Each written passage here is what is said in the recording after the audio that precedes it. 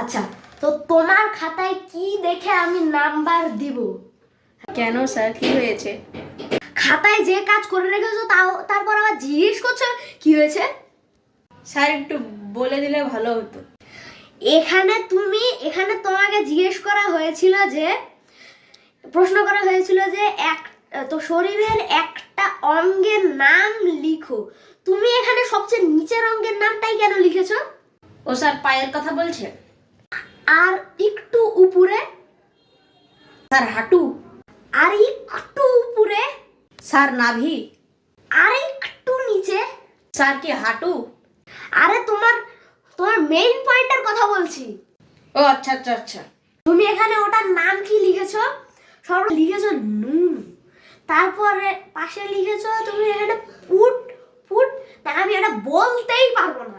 তারপরে ব্র্যাকেট দিয়ে লিখেছো লেওড়া। লেওড়া বলো তুমি ওটাকে?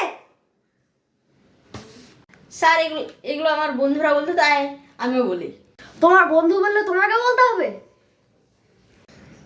স্যার কি সমস্যা, আপনি শুধু বারবার প্রশ্নই বলে যাচ্ছেন। এই বেরো তো এই ক্লাস থেকে।